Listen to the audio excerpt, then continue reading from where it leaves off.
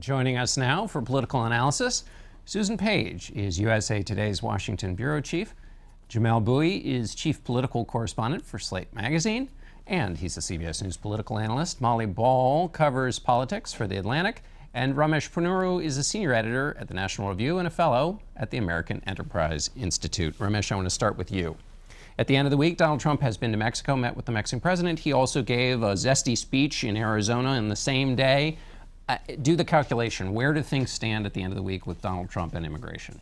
Well, I think that it is a confusing story.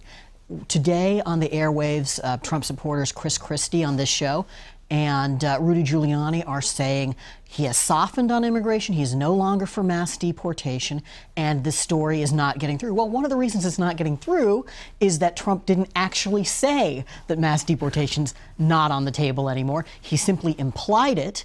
And he did it in a speech that was all of the atmospherics of it were extremely hard line. It's a speech that actually reads differently than it looks.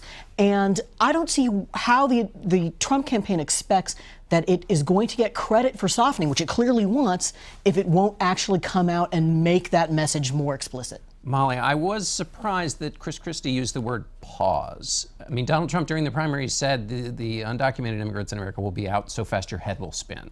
That is very different than the word pause. It is. Look, there's been a lot of attempts to muddy the water, but I really think that a decision was made when Trump gave that immigration speech that he cannot walk back. And as Ramesh was saying, the decision was made to cast this issue in very harsh terms, to continue to depict illegal immigrants as criminals and as a danger to this country. And so whatever policy is in the fine print, and I don't think we will ever know that because he's taken all of the positions at once in a way, but the tone of that speech, I think, really closed a door for Trump with some voters who were looking for him to be more compassionate, to strike a tone more of acceptance, no matter what policy he's advocating.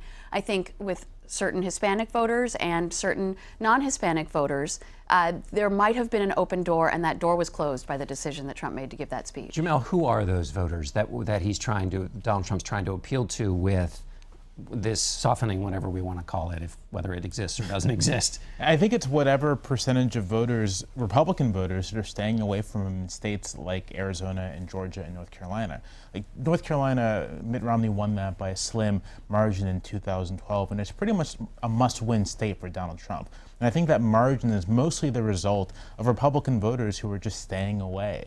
And you have all these activated and energized Democratic voters who are sort of taking their place. So as long as Trump is losing that group, which is college educated, which is suburban, which is predominates in states like Virginia, Colorado, is important in Pennsylvania. As long as Trump is losing that group of voters, then his path to 270 electoral votes is very narrow, if increasingly non-existent. You know, it's interesting. If you look at most of the demographic groups, they are pretty stable from 4 years ago. And the one exception are college-educated whites. Right. In the exit polls in 2012, college-educated whites went Republican by 14 percentage points. And in the last Pew Research Center poll, which is a big respected poll, they went for Hillary Clinton by 14 percentage points. That is the kind of swing that I don't think we've seen before with a big group in American politics since we started polling in the 1950s. Meaning she's up by 14. She's up by 14, whereas Barack Obama lost them by 14 points just 4 years ago. Think of what a big swing that is among college-educated whites, a huge part of the U.S. population, a huge part of the electorate in just 4 years. I was talking to political scientists this week's Alan Abramowitz at Emory, who spends a lot of time looking at these questions. We couldn't come up with another example of that kind of swing since 1952, when we started to be able to look at the demographics of presidential elections. Well, and the gamble of the Trump campaign is that he is realigning the electorate to make up for that swing by attracting more non-college educated white voters and a lot of Democrats. But we haven't seen him do that. Right. As you say, all the other groups are stable. You mentioned Abramowitz. He has a model of election returns that predicts, based on the economy, based on these variables, Trump should win, Clinton should lose. But he doesn't actually think that's going to happen because Trump has run such a different kind of campaign that has scrambled the electorate in that way. Jamelle, do you think, going back to this point that Molly was making about realigning the electorate, if that's your take, then wouldn't you not need to do the softening because you're realigning? In other words, do you see in the softening undermining this notion that there's a huge group of people out there? I mean, the softening, I think, is de facto evidence that this group of people isn't there, or if it's not large enough to make up for the voters you're losing. I think the original theory was that Trump could have this hardline message and begin to pull non-college educated whites, and specifically non-college educated white men, from Democrats, those who aren't voting, pull them into the electorate. But what's happened is basically, yeah, you have this action reactivating a bunch of these voters, but you have a reaction too from college-educated whites, from African Americans, from Latinos, and the reaction is essentially overwhelming the action. And the Trump campaign is now trying to figure out how it can mitigate the reaction, but I just don't think it has time to do so at this point. Is this, Molly, what you saw in his visit to the Detroit church? This is also a part of this effort, and where do we think that? Is it going to be successful, meaningful? Is it about African Americans, or is it about this group of college-educated voters that we've been talking about?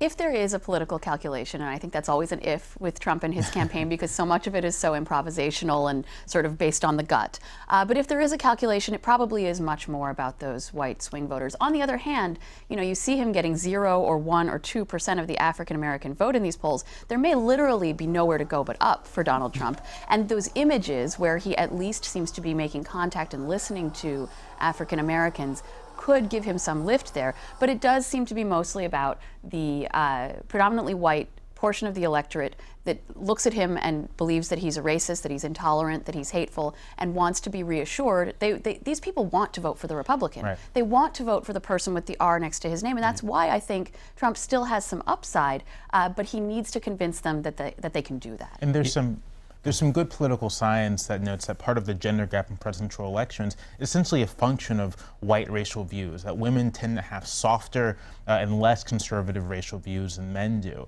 And when they see candidates who are hardline or seemingly hardline on racial issues, they react very negatively. And so George W. Bush, for example, did better than you would expect among white college-educated women, in part because his brand, as it were, was a Republican with more liberal racial views than your typical Republican.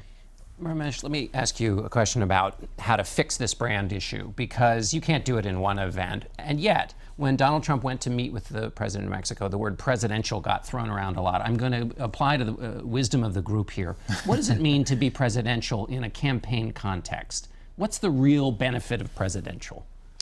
If you look at the breakdown in that North Carolina poll from CBS, a majority of North Carolina voters don't believe that Donald Trump is ready to be commander-in-chief. That is what it means. That is, I think, the central problem of his candidacy. People dislike him, people dislike her, but they think she is ready to be commander-in-chief. They don't believe that he is. That, I think, is when we're talking about presidential, when we're talking about gravitas, changing his image, that's the key thing he has to do. And can you do it, though, Susan, and who you've been to many of those kinds of presidential moments, but can you do it in just standing up there and having an image? Is that good enough? Well, I think that combined with a good performance in debates is probably good enough, because you in fact have an electorate that wants to vote against Hillary Clinton because they don't think she's honest and trustworthy, because they're ready for change after 8 years of a Democratic administration. But Donald Trump, at least so far, has not gotten over the hurdle of looking like you can trust him to be commander-in-chief. That doesn't, I don't think you could say there's no time left for him to do this, because despite all the disadvantages that we've talked about so far for Donald Trump, he's still within striking distance in your national poll, 2 points in your battleground states poll. That, and we've got, 65 days left. Right. Well, you've given us a segue to talk about Hillary Clinton. Jamel, new information about her FBI interview. The numbers are very soft. In some polls, they're coming down. What is the state of Hillary Clinton's campaign? And, I mean, it's now been several weeks that this comes up. It's a bruise that keeps getting hit. I pretty much think at this point you can tie Hillary Clinton's fortunes in national polls to the tenor of her news coverage. When news coverage of Clinton is good or neutral, like just after the Democratic conventions, her poll numbers basically hit your 48, your 49% level, and she ends up establishing a 7 or 8 point lead over Trump.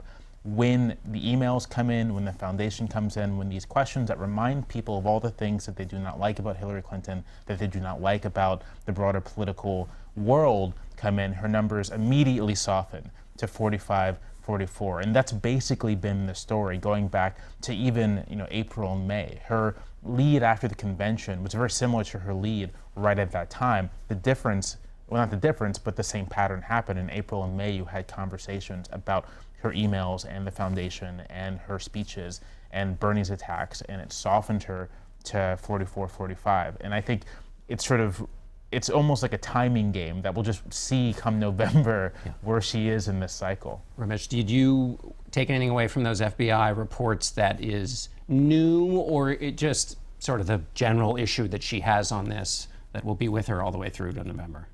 There's always another piece of evidence that tends to reinforce the public's view that there is a lack of transparency, a lack of honesty and forthcomingness from Hillary Clinton.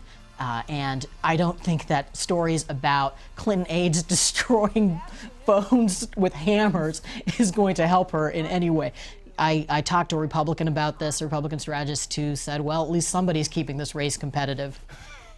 And yet a big potential scandal involving Donald Trump, and I was glad you asked Chris Christie about it, because I'm surprised it hasn't gotten more attention, which is that Donald Trump in 2013, his foundation made an illegal $25,000 contribution to a campaign committee associated with the Florida Attorney General, who was at that time deciding whether to pursue an investigation into Trump University. And this is the kind of thing, he's now paid a fine, which is, as the Washington Post has reported. This should be a major story, and I'm perplexed by why it hasn't gotten more attention. I think one reason is there's so much attention to her scandals, and her credibility to make attacks on the front of honesty and trustworthiness are so low that it's harder for her to generate outrage about this potential scandal involving him. Well, and also it's a good news cycle for the third-party candidates, I'd say.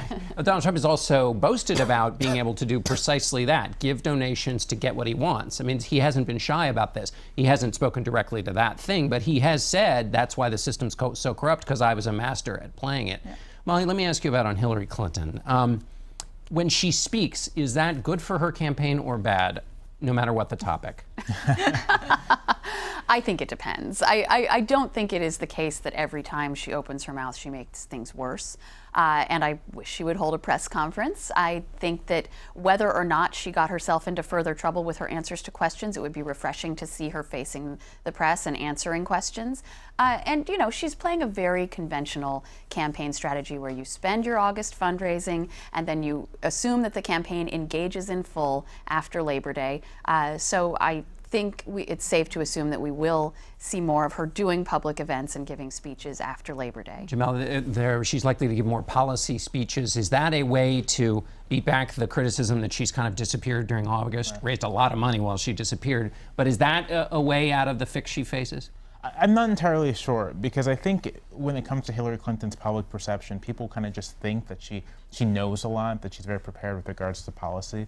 The things that people do not like or do not believe about Hillary Clinton, they do not like that she's secretive. They do not believe that she cares about people like them. And I'm not sure if more policy speeches will fix that latter problem. I don't know if she needs to fix the former problem. Bill Clinton never ever really quite fixed the former problem about his trustworthiness, but he was able to convince people that he cared about them. And I think that's Clinton's challenge going forward. And it may be impossible to fix the first. The cares about you, she could presumably, if she gave good enough speeches about solutions, that might work. That's it for us. Thank you all very much. We'll be back in a moment. Stay with us.